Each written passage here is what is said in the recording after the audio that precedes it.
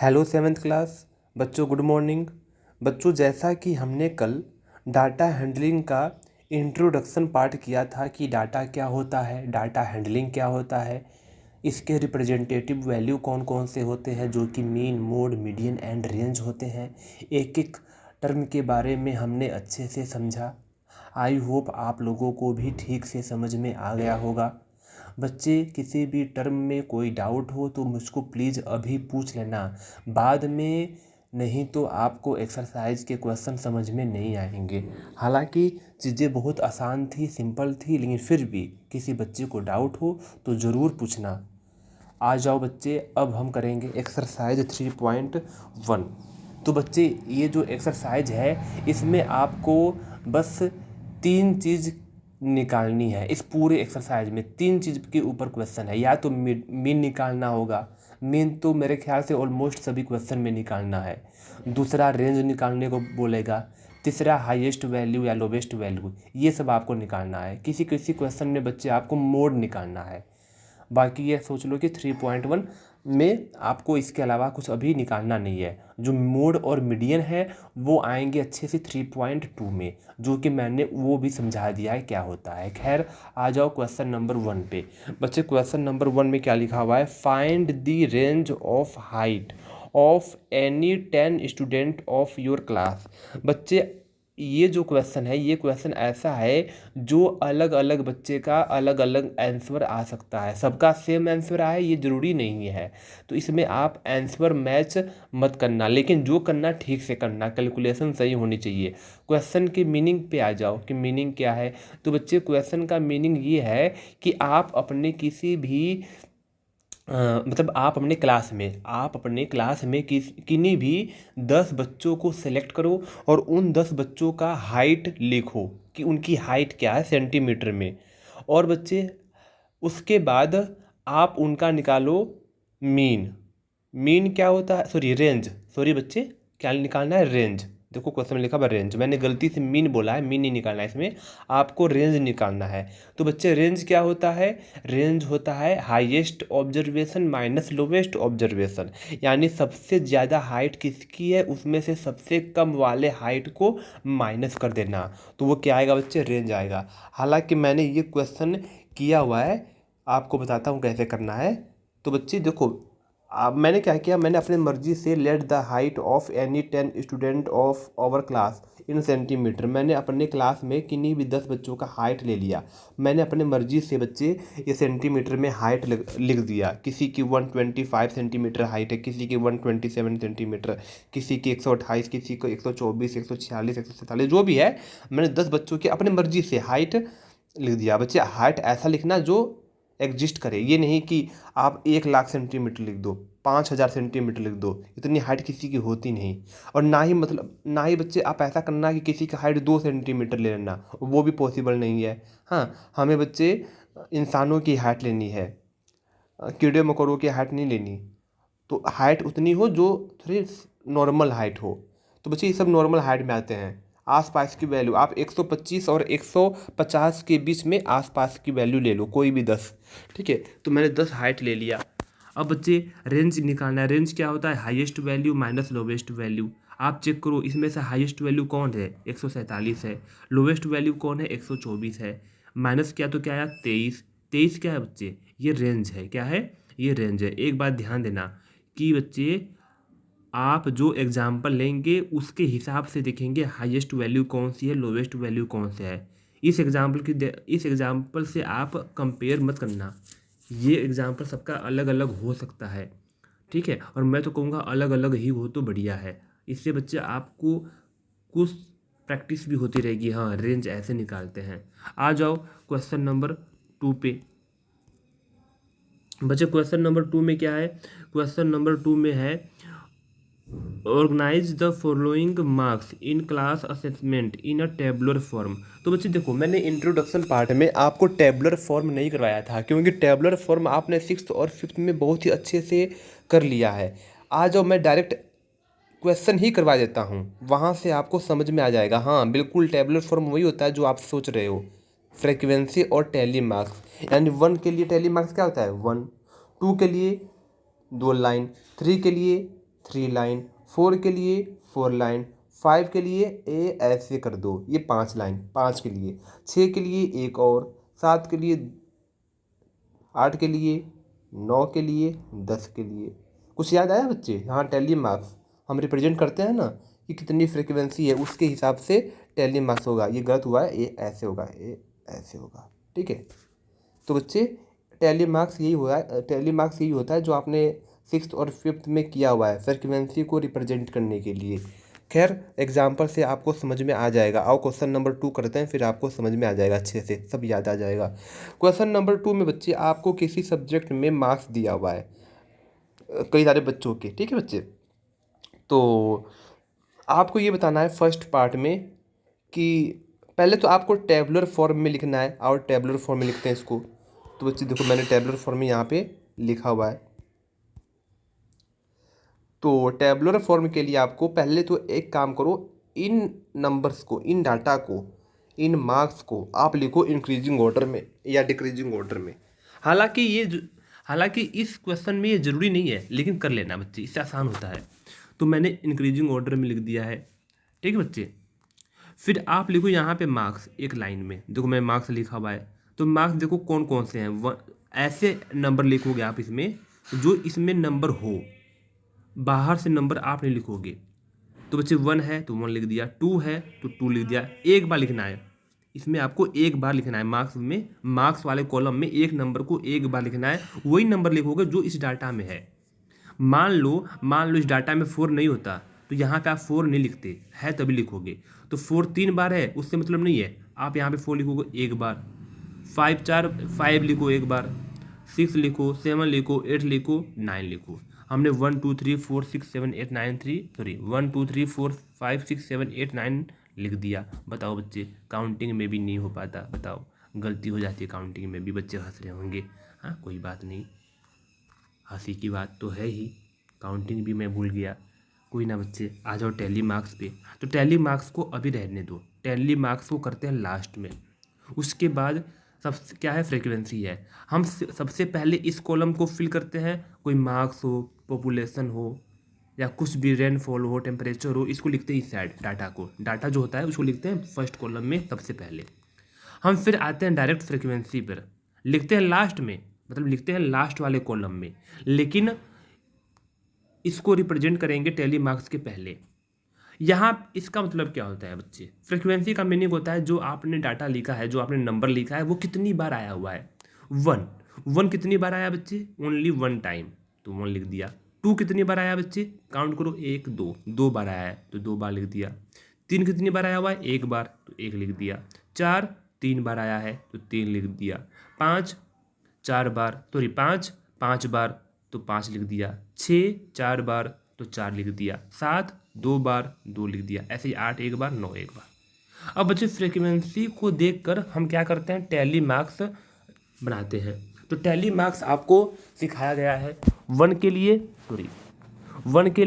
1 line, 2 के लिए 2 line, 1 के लिए 1 लाइन, 3 के लिए 3 लाइन, 5 के लिए, तो 5 के लिए 4 लाइन बना के उसके बाद आप एक लगाओगे क्रॉस।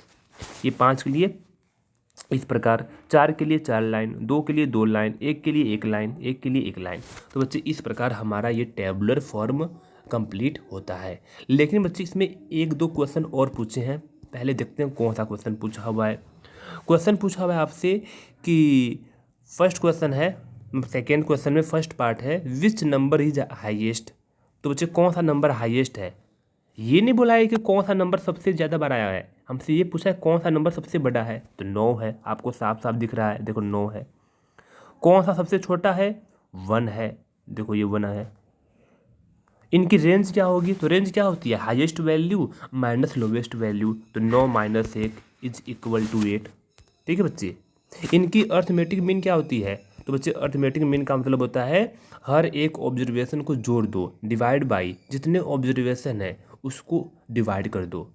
तो हाईएस्ट नंबर इस प्रकार, देखो मैंने यहाँ पे लिखा हुआ है, लोएस्ट नंबर इस प्रकार 1, रेंज ऐसे लिखोगे आप 9 - 1, मीन कैसे लिखोगे, sum of all observation divide by total number of observation. कौन कौन से ऑब्जर्वेशन सारे, तो बच्चे यहाँ से हर एक ऑब्जर्वेशन को ऐड कर दोगे, और जितनी बार आया हुआ है उतनी बार ऐड करोगे। दो बार आया है तो 2 बार ऐड करोगे।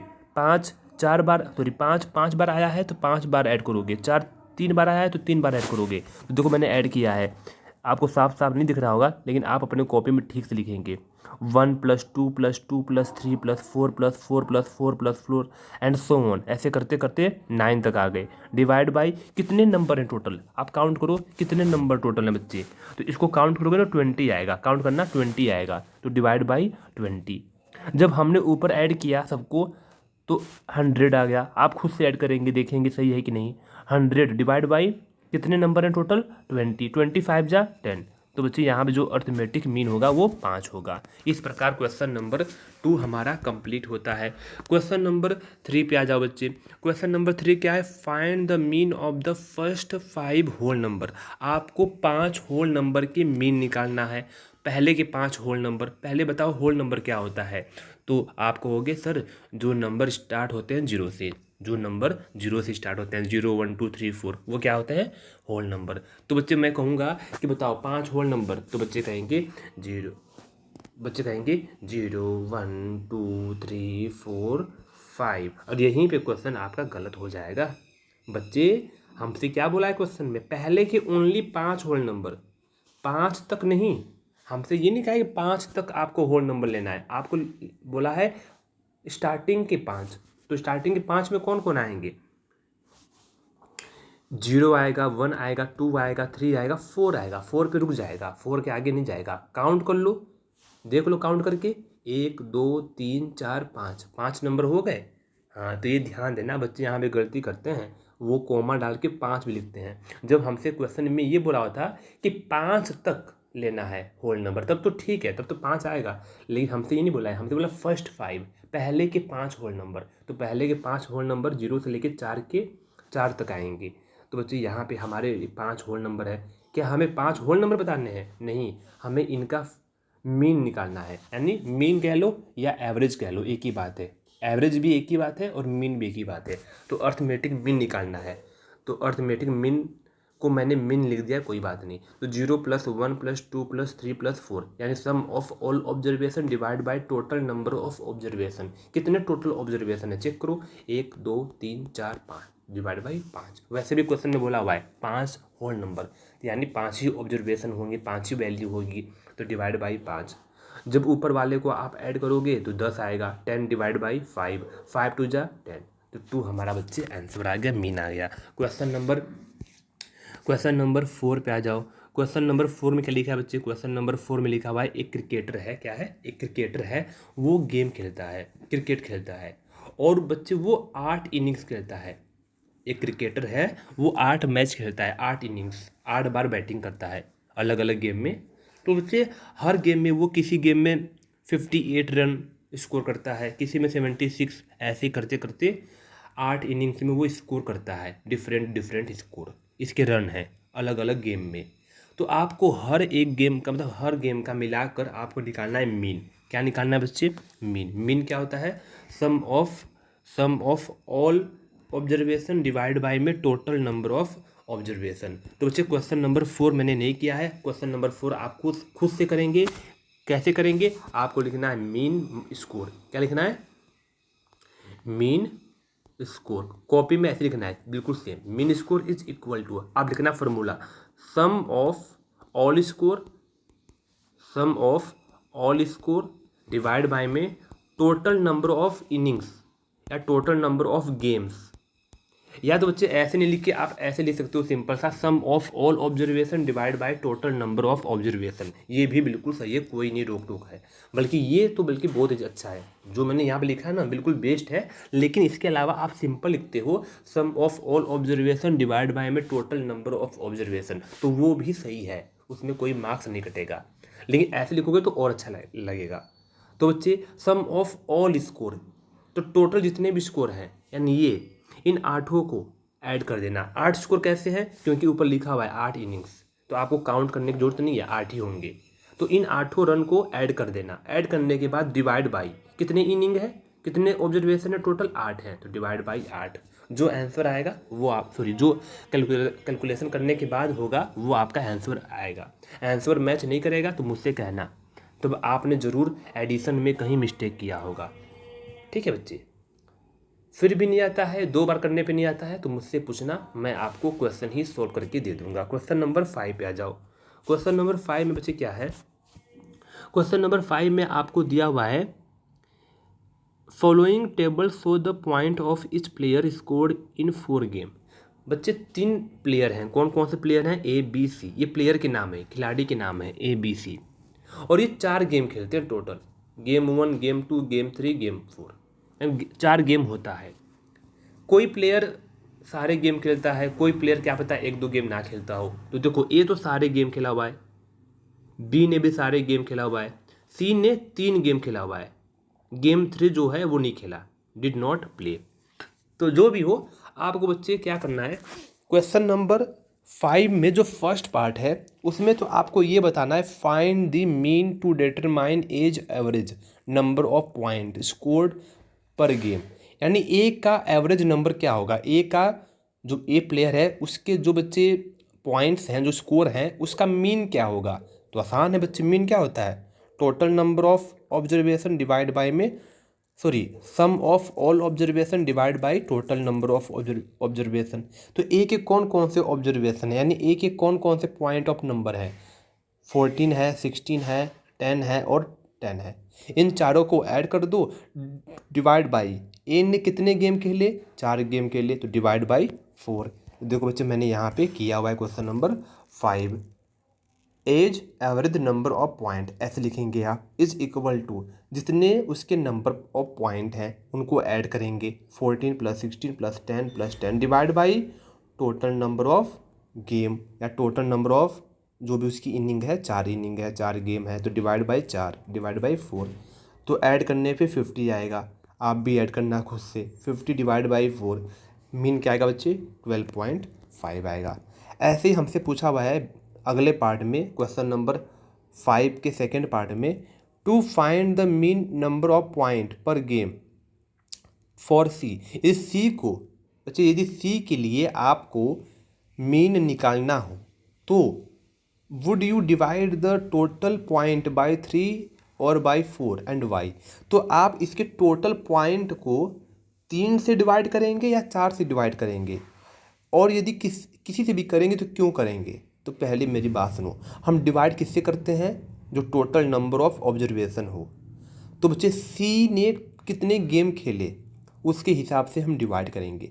तो बच्चे हम यहाँ पे डिवाइड करेंगे 3 से, ना कि 4 से। हमने ए और बी में 4 से डिवाइड करना है। क्यों 4 से करना है, क्योंकि ए और बी ने चारों गेम खेले, लेकिन सी ने एक गेम खेला ही नहीं।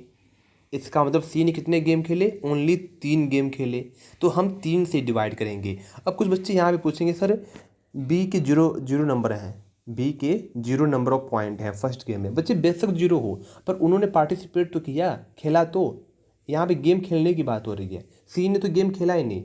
तो बच्चे 3 से डिवाइड करोगे आप, तो आप कैसे लिखोगे क्वेश्चन को, आप क्वेश्चन को आंसर ऐसे दोगे कि कहाँ गया, ये रहा, to find the mean number of point per game for C we will divide the total point by 3 because C played 3 games only. तो बच्चे इस प्रकार आप इसको आंसर दोगे। राइटिंग बहुत ही गंदी है बच्चे, क्या करें, राइटिंग मेरी गंदी है ही, लेकिन आपको मैं पढ़ के सुना रहा हूँ ताकि समझ में आ जाए। ठीक है, अब आ जाओ, हे राम मेरे राम, थर्ड पार्ट पे आ जाओ। C played in all the 4 games, sorry B played in all the 4 games, B ने चारों गेम खेले। How do you find the mean, आप मीन कैसे निकालोगे बी के लिए। तो वही सेम कहानी, बी के टोटल कितने पॉइंट हैं, 4 पॉइंट है, चारों को ऐड कर दो, तो 0 + 8 + 6 + 4 डिवाइड बाई, बी ने टोटल कितने गेम खेले, 4 गेम खेले, तो डिवाइड बाई 4, ऐड किया तो 18 आया, 18 डिवाइड बाई 4, आंसर आ गया 4.5। आप खुद से डिवाइड करोगे, खुद से ऐड करोगे, ठीक है, यहाँ से कोई भी कॉपी नहीं करेगा, यहाँ पे बस समझा रहा हूँ बच्चे, आप खुद से कैलकुलेशन करके चेक करना, नहीं तो ऐसा हाल हो जाएगा कि 20 साल के हो जाओगे और डिवाइड और प्लस माइनस नहीं आएगा, यदि ऐसे ही दूसरे पे डिपेंड रहे। आपको दूसरे पे डिपेंड रहना है, आपको टीचर पे डिपेंड रहना है, कब, जब कंसेप्ट सीखना हो। आपको बच्चे कैलकुलेशन खुद से आना चाहिए। कैलकुलेशन आप खुद से करोगे, प्लस माइनस ये सब खुद से किया करो ताकि आपकी प्रैक्टिस हो। नहीं तो हो जाओगे 50 साल के, पता लगा कि किसी ने बेवकूफ़ बना के लूट लिया। तो ये सब हिसाब किताब खुद से किया करो। आ जाओ लास्ट पार्ट पे। बच्चे लास्ट पार्ट में क्या है, आपको लास्ट पार्ट में निकालना है who is the best performer. इनमें से कौन सा बेस्ट प्लेयर है, कौन सा बेस्ट परफॉर्मर है, किसने किसने अच्छा परफॉर्मेंस किया है। तो ऑब्वियस सी बात है बच्चे, जिनके सबसे ज़्यादा रन्स होंगे, सबसे ज़्यादा पॉइंट्स होंगे, वो अच्छा प्लेयर होगा। कैसे हम कैसे पता करेंगे? तो ऑब्वियस सी बात है बच्चे, आप देखोगे मीन। क्या देखोगे? मीन। जिसका मीन या जिसका एवरेज सबसे ज़्यादा होगा वो सबसे अच्छा परफॉर्मर होगा।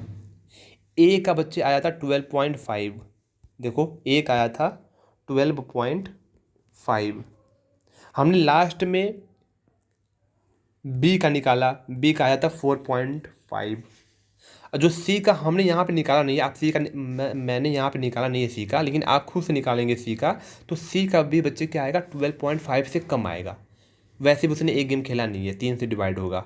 तो आप खुद से करना उसको और बताना कि कितने उसके मीन बनेंगे। अब बच्चे सुनो, तो क्या करोगे आप? मेरे हाँ नींद आ रही है यार। हाँ, क्या करोगे आप? ऐसे लिखोगे, the best performer will have the greatest average among all. चारों में से जिसका एवरेज सबसे ज़्यादा होगा वही बेस्ट परफॉर्मर होगा। इसका मीनिंग ये है, एवरेज ऑफ ए यानी mean of A is 12.5 which is more than that of B and C. जो कि बी और सी से ज़्यादा है। देयरफॉर इसलिए ए इज बेस्ट परफॉर्मर, इसलिए जो ए है वो सबसे अच्छा परफॉर्मर है। तो बच्चे यहाँ पे कंप्लीट होता है 3.1 का क्वेश्चन नंबर 5। मैं नींद में हूँ शायद, इसलिए मैं कुछ भी बोल दे रहा हूँ कि 3.1 कंप्लीट हो गया। बताओ, ऐसे ही नींद में क्या पता मैं ये कह दूँ आपका मैथ का सिलेबस ही कंप्लीट हो गया। तो बच्चे तो खुश हो जाएंगे, ओह हम तो आ गए, अब हम 8th क्लास में आ गए। तो बच्चे मैं नींद में हूँ, आपको नींद में नहीं रहना, ठीक है। जमाई आ रही है, क्या करें यार। आज सुबह सुबह मैं जल्दी उठ गया 4 बजे। बच्चे कहेंगे सर आप इतना जल्दी उठते हो, क्या करते हो? बच्चे 4 बजे, अब क्या बताऊँ क्या करता हूँ, बहुत काम होता है। खैर आज तो मत ही पूछो। क्वेश्चन नंबर 6 पे आ जाओ। क्वेश्चन नंबर 6 में क्या लिखा हुआ है? The marks out of 100। बच्चे किसी एग्ज़ाम की बात हो रही होगी, जो एग्ज़ाम है किसी सब्जेक्ट का वो 100 मार्क्स का है। By a group of student in a science test, यानी साइंस टेस्ट की बात हो रही है। साइंस टेस्ट बच्चे 100 मार्क्स का है। और इस साइंस टेस्ट में जो बच्चे हैं उनके जो मार्क्स हैं बच्चे 85, 76, 90, 85, 39, 48, 56, 81, 75, इस प्रकार के मार्क्स हैं। और बच्चे ये 100 नंबर में से दिए गए मार्क्स हैं। आपको फर्स्ट निकालना है highest and the lowest marks. तो ये बहुत ही आसान क्वेश्चन है। इसमें से देखो कौन सा हाईएस्ट है। तो बच्चे हाईएस्ट है 95 मेरे ख्याल से, हाँ 95 है। तो 95 लिखोगे। ये क्वेश्चन मैंने नहीं किया है शायद, हाँ मैंने नहीं किया है, क्योंकि क्वेश्चन आसान है बच्चे, ये आप खुद से कर सकते हो और आप खुद से करोगे क्योंकि आपका प्रैक्टिस होगा। लोवेस्ट कौन सा है बच्चे? देखो आप खुद से देखें, क्या पता मैं गलत बता दूँ, आप खुद से देखेंगे।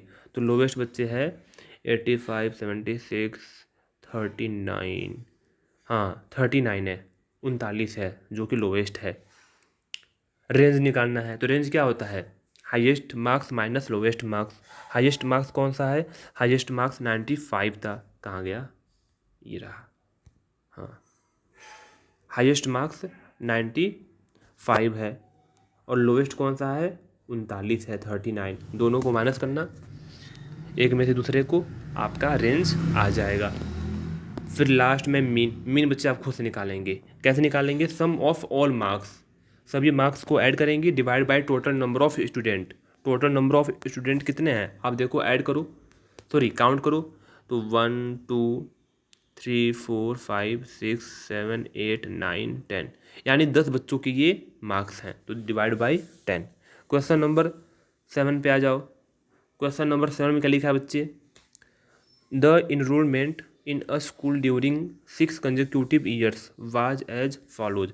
बच्चे स्कूल है उसमें 6 साल में कंजिक्यूटिव लगातार 6 सालों में जो जो एडमिशन हुए हैं, जो जो इनरोलमेंट हुए हैं, उन बच्चों उन बच्चों की संख्या बताया गया है कि एक साल में, पहले साल में इतने एडमिशन हुए, दूसरे साल में इतने एडमिशन हुए, तीसरे साल में 1750, चौथे साल में 2013, पाँचवें साल में 2540, छठे साल में 2870, 2820 बच्चों के एडमिशन हुए।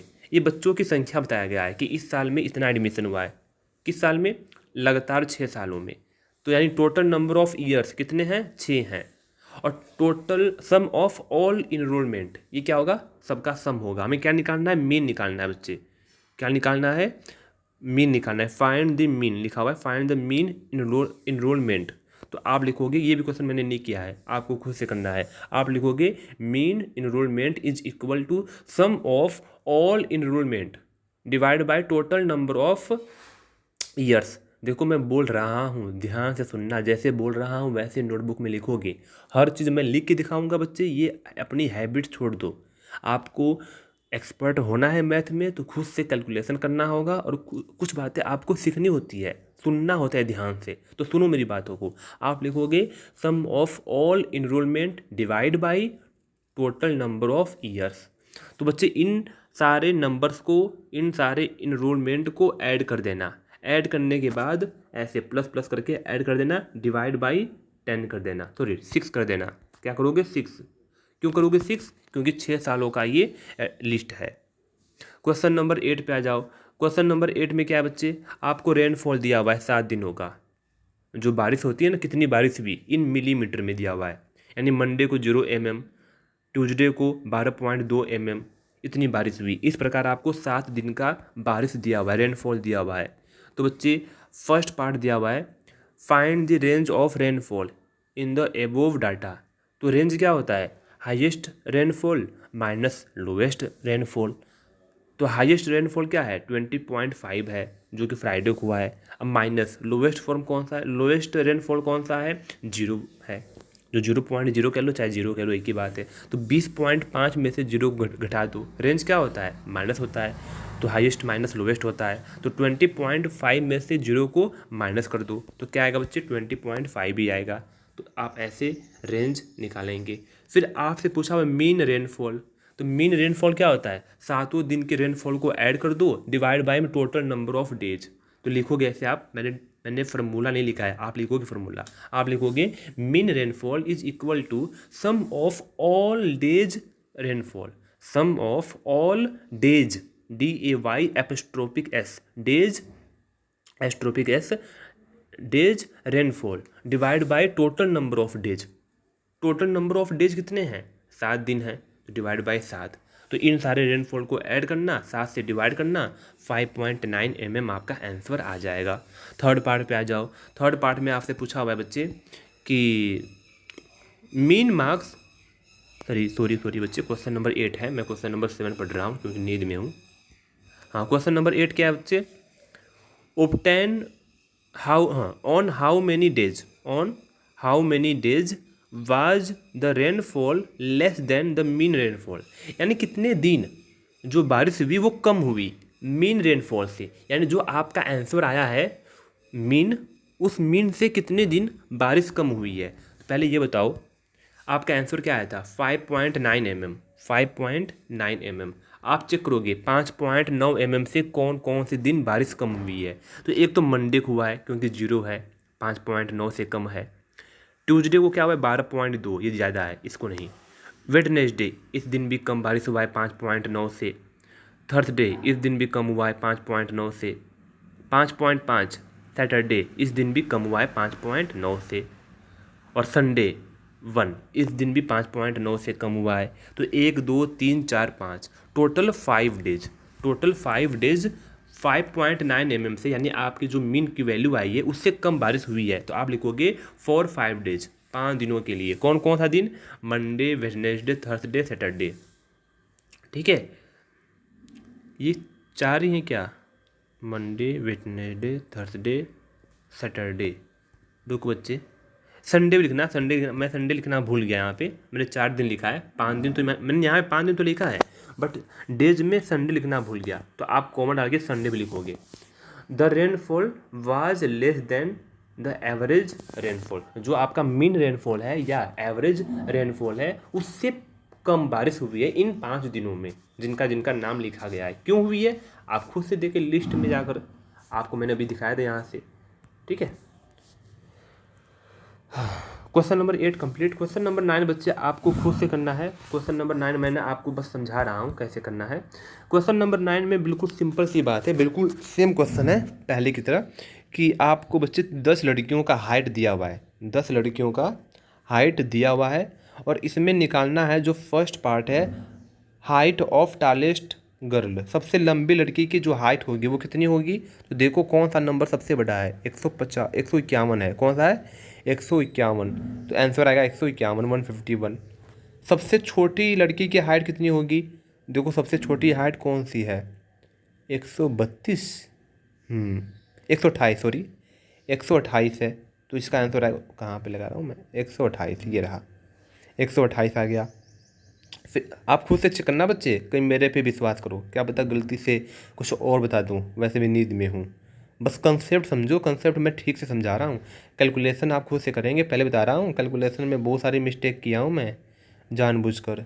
बच्चे देखता हूँ कौन कौन चीटिंग करेगा, जो चीटिंग करेगा ना वो साफ साफ दिख जाएगा कि हाँ इस बच्चे ने चीटिंग किया हुआ है, वहीं पे पिटाई करूँगा। फिर थर्ड पार्ट पे आ जाओ, क्या है थर्ड पार्ट में, what is the range of the data, तो रेंज क्या होता है, tallest girl minus lowest girl, height of tallest girl minus height of lowest, sorry shortest, मैं लोवेस्ट नहीं बोल रहा हूँ, शॉर्टेस्ट बोलना चाहिए, height of tallest girl minus height of shortest girl. तो बच्चे आप 151 में से 128 को माइनस कर देना, वो आपका आंसर आ जाएगा। पार्ट 4 क्या है, what is the mean height of the girl, girl की मीन हाइट क्या होगी, तो सारे हाइट को ऐड कर देना, divide by total number of girls, कितने गर्ल्स हैं 10 गर्ल्स हैं, तो 10 से डिवाइड कर देना। How many girls have height more than the mean height, तो बच्चे बिल्कुल अच्छा क्वेश्चन है, हालांकि मैंने क्वेश्चन ये नहीं किया है, लेकिन मैंने यहाँ पे बच्चे आंसर लिखा हुआ है मीन का, तो बच्चे जब आप मीन निकालोगे ना तो 141.4 सेंटीमीटर मीन आएगा, मैं पहले बता दे रहा हूँ इतना आना चाहिए। अब सुनो, क्वेश्चन नंबर 9 में लास्ट पार्ट में पूछा हुआ है कि कितनी लड़कियों की हाइट मीन हाइट से ज़्यादा है, यानी बच्चे ये जो क्वेश्चन है ना बिल्कुल सेम रेनफॉल वाला क्वेश्चन है, रेनफॉल में जैसे 5.9 mm से कम कितने दिन बारिश हुई, ऐसे ही इस क्वेश्चन पूछा हुआ है कि मीन हाइट से ज़्यादा कितनी लड़कियों की हाइट होगी, तो बताओ आपका आंसर क्या है, 141.4 सेंटीमीटर। आप चेक करो कि इससे कम हाइट, सॉरी इससे ज़्यादा हाइट क्या क्या है, तो 141.4 यानी 141 से ज़्यादा, सिंपल समझो 141 से ज़्यादा, तो इसकी है, ये नहीं है, ये 139 से कम होता है, 128 ये भी कम होता है, 151 ये ज़्यादा है, 132 कम है, 146 ये भी ज़्यादा है, 149 ये भी ज़्यादा है, 143 ये भी ज़्यादा है, 141 ये कम है, हमें देखना है 141.4। मुझे टोटल 1 2 3 4 5 टोटल 5 लड़कियों के हाइट मीन हाइट से ज़्यादा है, तो आपका आंसर होगा 5। इस प्रकार हमारा एक्सरसाइज 3.1 कंप्लीट होता है नींदों में। हैं कहोगे सर नींद में आपने कंप्लीट करवाया है, हम तो नहीं मानेंगे, आप ठीक से करवाओ, तो बच्चे 2 लगाऊंगा क्योंकि ठीक से करवाया सारे क्वेश्चन, ये मत बोल देना कि सर नींद में करवाए थे। हाँ ना आता हो समझ में तो ज़रूर पूछना, वैसे मजाक कर रहा हूँ, मैं नींद में नहीं हूँ बच्चे। बस ऐसे ही ऑनलाइन की पढ़ाई तो क्या होती है, मोबाइल को एक हाथ में लो और बोलो, ऊपर से लिखो, तो कोई बार बोलने में गलती हो जाती है, लेकिन मैं उसको रिपीट करता हूँ ताकि आपको कन्फ्यूजन ना हो। तो ये मत सोचना है कि सर सही में नींद में थे, मैं नींद में नहीं हूँ, बस बीच में 1 2 बार जमाई आ गई थी। ठीक है, मैं बच्चे वीडियो को रोकता हूँ, आप इसको अपने कॉपी में अच्छे से लिख देना, सॉल्व करके कैलकुलेशन ध्यान से करना, मिस्टेक ना हो, कटिंग्स भी ना हो, और किसी भी क्वेश्चन में डाउट रहता है, ठीक से समझ में ना आया हो, तो प्लीज़ आपसे रिक्वेस्ट है बच्चे, प्लीज़ नोटबुक में गलत मत करना, मुझसे पूछ लेना, मैं ठीक से बता दूंगा आपको, फ़ोन भी कर दूंगा, बस आप फ़ोन कर सकते हो, कोई दिक्कत नहीं। मैंने आपको इतनी छूट दी थी, कोई मैसेज करने की ज़रूरत नहीं है। आप फ़ोन करना चाहते हो फ़ोन कर लो, वो भी ठीक है। मैसेज करो, फ़ोन करो, कुछ भी करो, मुझसे पूछ लेना, मैं आपको बता दूंगा।